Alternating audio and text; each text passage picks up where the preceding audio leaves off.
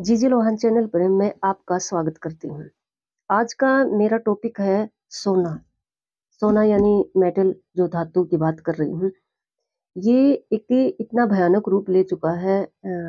मतलब गरीब इंसान की बात करूँ ना, तो गरीब इंसान के लिए भयानक रूप ही ले चुका है। ये आज की बात नहीं है, ये हमारे पुराने जमाने में भी इसके पीछे लोग ऐसे भागते थे कि भी ये तो आधी रात का गहना है। ऐसा बोलते थे कि ये तो आधी रात का गहना है। इसका मतलब ये है कि अगर मुसीबत आ जाए तो इंसान के पास अगर सोना है तो वो उसको गिरवी रख सकता है, उसको बेच सकता है, यानी अपनी संकट की घड़ी उससे दूर कर सकता है। ऐसा हमारे पूर्वजों का यानी पहले जमाने के लोगों का मानना था। ठीक है, आज भी लोग इसके पीछे ऐसे ही भाग रहे हैं।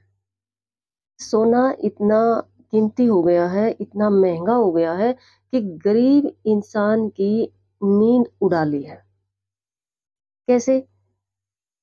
शादी ब्याह में जो सोना देने का रिवाज है ना, उस रिवाज ने गरीब इंसान का चैन छीन लिया है। लेकिन ये सही बताऊं ना, तो ये एक बेवकूफी ही है।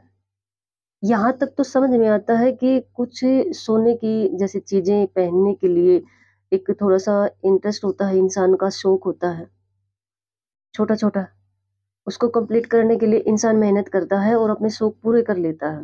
लेकिन ये जो एक कहावत यूज की जा रही है ना कि भाई आधी रात का गहना, कुछ लोग इस बात को आज भी मान रहे हैं। देखो, मैं आपको बता दूं आपके नॉलेज के लिए कि ये बातें आध्यात्मिक ज्ञान और हमारी साइंस दोनों ने मिलकर सिद्ध कर दी है कि सारा खेल इस दुनिया के अंदर एनर्जी का है। एनर्जी, ये एनर्जी मीन्स यानी हमारे अंदर जो आत्मा, जिसको हम माइंड भी कह सकते हैं, बुद्धि भी कह सकते हैं, यानी वो जैसे थॉट्स क्रिएट करता है उसके अकॉर्डिंग ही इंसान की एक्टिविटीज होती हैं, उसके अनुसार ही इंसान अपने काम करता है, अपनी जिंदगी जीता है। ये बात साइंस भी सिद्ध कर चुकी है और ये बात हमारा आध्यात्मिक ज्ञान भी सिद्ध कर चुका है, हमारा धर्म भी सिद्ध कर चुका है। अब इससे क्या होता है, मैं ये बात क्यों बीच में ले रही हूँ।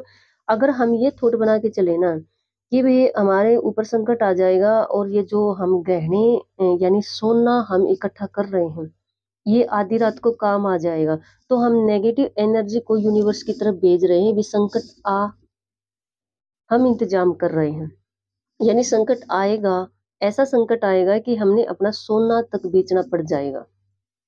ऐसी ही एनर्जी हुई अगर हम बहुत सारा क्रिएट कर रहे हैं सोना, या हमारी इच्छा ऐसी है, या हमारी सोच ऐसी है कि कई इंसान तो ऐसे हैं कि हमारे घर में बहू ऐसी आए जो बहुत सारा सोना लेकर आए और उसका यूज हम ऐसे करें। ये थिंकिंग अच्छे से समझाने के लिए, ये फॉर्मूला अच्छे से समझाने के लिए मैं आपको एक कहानी सुनाती हूँ।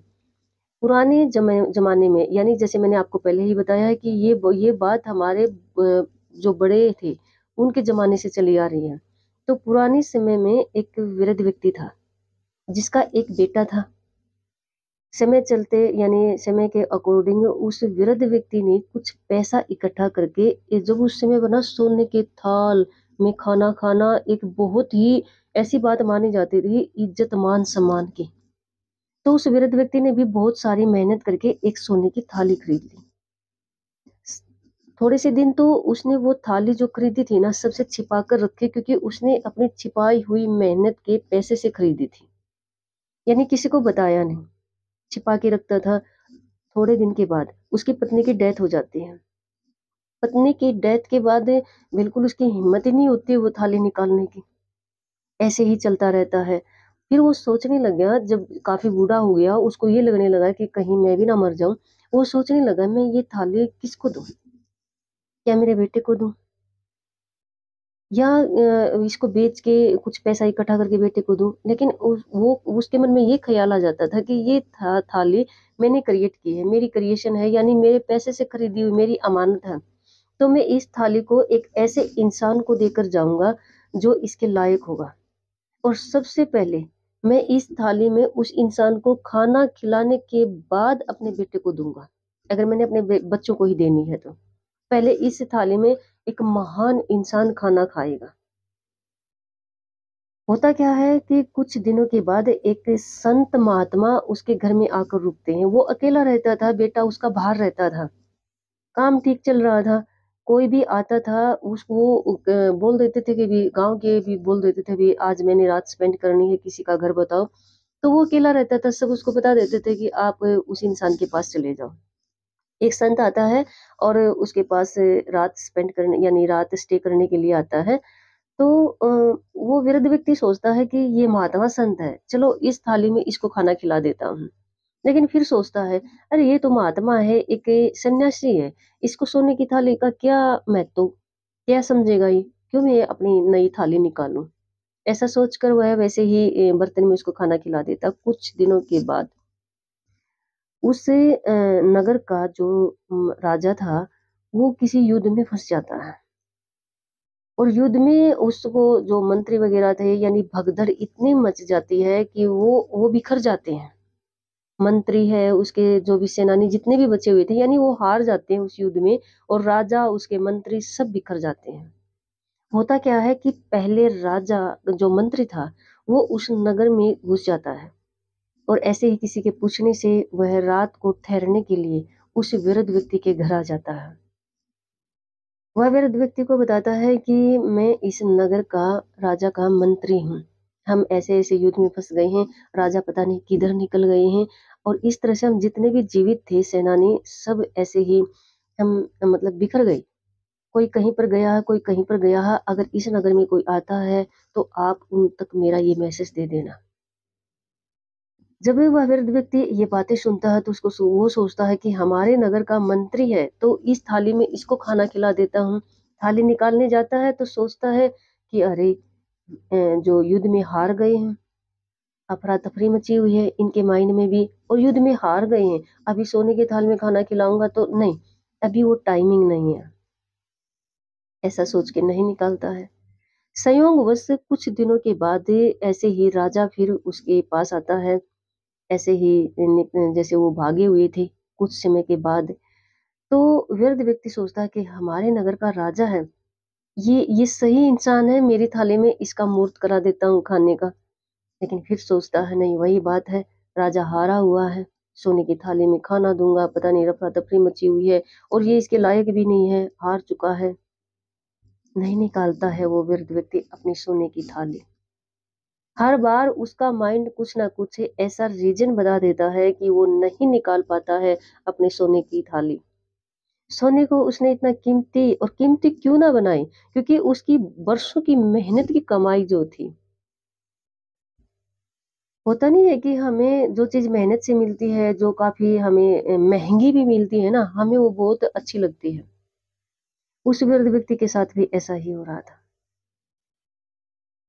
एक दिन अचानक से उस वृद्ध व्यक्ति की डेथ हो जाती है।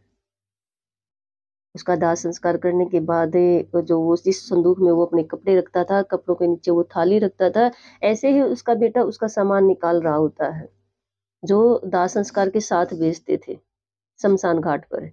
वो देखता है कपड़े वगैरह सब बेच देता है, फिर जो वो थाली निकली ना तो वो अपना रंग चेंज हो चुका था उसका। क्योंकि आप देखते हो ना कि सोना भी कई बार हम पहनते हैं या रखा रखा भी थोड़ा सा अलग हो जाता है, रंग चेंज हो जाता है। उसी तरह से उस थाली का रंग चेंज हो गया, वो थोड़ी ब्लैक ब्लैक हो गई थी। तो उसका बेटा सोचता है पापा भी क्या, पिताजी भी क्या, कैसी आपने बोलो थाली को संदूक में रखे हुए हैं। एक बार तो निकाल कर फेंकने की सोचता है, फिर जैसे ही फेंकने जाता है तो बाहर ही उनके घर का ही डॉग बैठा हुआ था, जिसको वो खाना डालते थे, पानी वगैरह पिला देते थे। उसके बेटे के माइंड में एक विचार आता है कि चलो थाली तो खराब हो गई है, क्यों ना इस डॉग के लिए रख लूं, इसमें इसका खाना डाल दूंगा, इसी में इसका जो पानी वगैरह, दूध या लस्सी या जो भी वो डालता था, इसी में डाल दूंगा। और उस थाली का यूज होता है एक कुत्ते के लिए। उस बेटे को परख नहीं थी, पिता ने कभी बताया नहीं। यहाँ देखो कहानी एक थाली, एक कुत्ते की, एक बेटे, पिता बेटे की है। लेकिन मैं रियल बता रही हूँ, बहुत सारों इंसानों की मेंटेलिटी ये है, सोना इकट्ठा करना। सोने की इस मेटल की ऐसे ऐसे गहने बनवाते हैं भारी भारी, गले के भारी-भारी हार बनवा लेते हैं, जो पहनने में डर भी लगता है, लेडीज़ पहन नहीं सकती और उसको संदूक के कोने में तिजोरी के कोने में दबाए रखते हैं। अगली पीढ़ी को डाल देंगे। किसी बहू को डला वो सोचते हैं मेरे बेटे की बहू को डाल देंगे। अरे रखा रहेगा, कभी काम आ जाएगा, कभी ऐसा संकट आ जाएगा कि इसका यूज़ हो जाएगा, ये तो रात का गहना है। जब कोई ये कहता है ना कि सोने सोने की ऐसी चीज़ों को रखो ये रात का गहना है और हमारे ऊपर ऐसा संकट आ जाएगा कि हमें ये बेचनी पड़ सकती है। ऐसा ऐसा कुछ नहीं होता और ऐसा होना भी नहीं चाहिए। ऐसा संकट क्यों आना चाहिए? ऐसा संकट क्यों आए? हम क्यों सोचे कि हमने एकदम से अपने गहने बेचने पड़ जाएँ। अब हम ऐसे थॉट्स क्रिएट कर रहे हैं, हम एनर्जी ऐसे भेज रहे हैं यूनिवर्स की तरफ और फिर यूनिवर्स के पास एक जो शब्द है ना हमें देने के लिए वो तथास्तु, ऐसा ही होगा। और फिर हम सोचते हैं हमारे साथ ऐसा क्यों हो रहा है? हमेशा ही पॉजिटिव एनर्जी क्रिएट करिए, पॉजिटिव एनर्जी यूनिवर्स की तरफ भेजें। कर रहे हैं हम ऐसा, बहुत सारे इंसानों की मेंटालिटी ये है और मैं सोने की बात इसलिए करूँ कि सोने ने भगदड़ मचा रखी है। इस मेटल से बने गहनों ने हर लेडी की, हर इंसान की बुद्धि को भ्रष्ट कर दिया है। देखो यहाँ तक ठीक है, इस मेटल्स की कुछ गहने हम पहने, इंटरेस्ट के हिसाब से, अपनी सिचुएशन के हिसाब से। दोनों बातें नोट करने की हैं, अपने इंटरेस्ट के हिसाब से, अपनी सिचुएशन के हिसाब से हम कुछ गहने डाल रहे हैं, यहाँ तक ठीक है।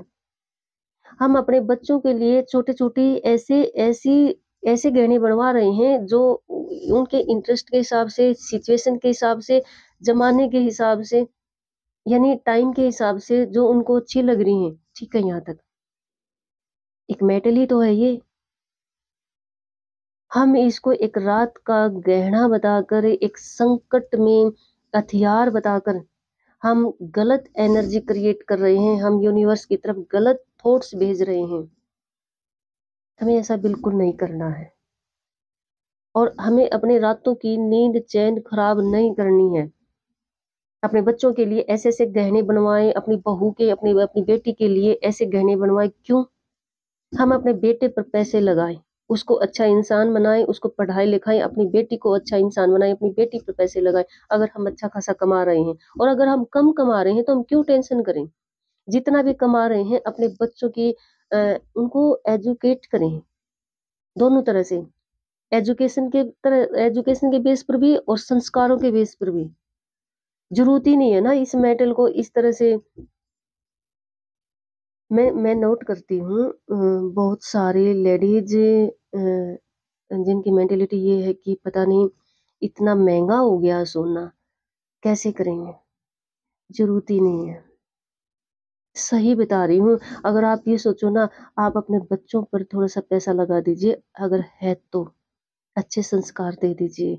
ज़रूरत ही नहीं है इस मेटल के लिए अपनी नींद खराब करने की, अपना चैन खराब करने की, ज़रूरत ही नहीं है। एक संकट को क्रिएट करके उस संकट में यूज़ करने के लिए इस मेटल को इकट्ठा करने की, ज़रूरत ही नहीं है।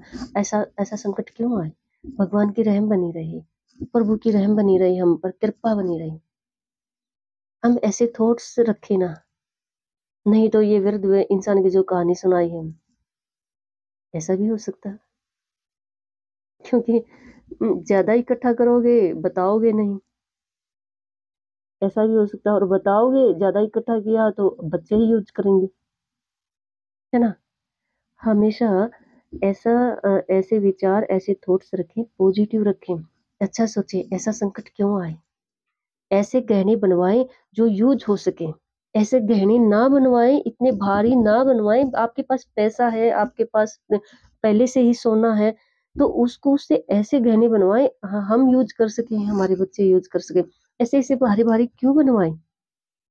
पता नहीं, सही बताऊँ ना, मुझे अजीब-सा लगता है कि जब ये देखो इतना भारी मंगलसूत्र बनवा लिया, फिर उसको पहन नहीं सकते, इतना भारी गले का हार बनवा लिया, फिर उसको पहन नहीं सकते। शादी-ब्याह में तो वैसे नहीं पहन सकते, भीड़-भड़ाका कहेंगे नहीं, suit matching, lehenga matching, sari matching का गहना पहनना है ना? फिर उसको रेगुलर में नहीं पहन सकते, वो भारी ज़्यादा है, उसको गिरने का डर है, बाहर नहीं पहन सकते, रास्ते में गिरने का डर है। फिर उसको किसी किसी भी गहने को इतना भारी क्यों बनवाएं? और दूसरी बात है, संकट सोचकर क्यों बनवाएं कि संकट आएगा, यूज हो जाएगा। यूनिवर्स हमेशा वो क्रिएट करता है जो प्राणी के, जो इंसान की एनर्जी होती है, जो उसके थॉट्स होते हैं। हम क्यों सोचे हमारे ऊपर ऐसा संकट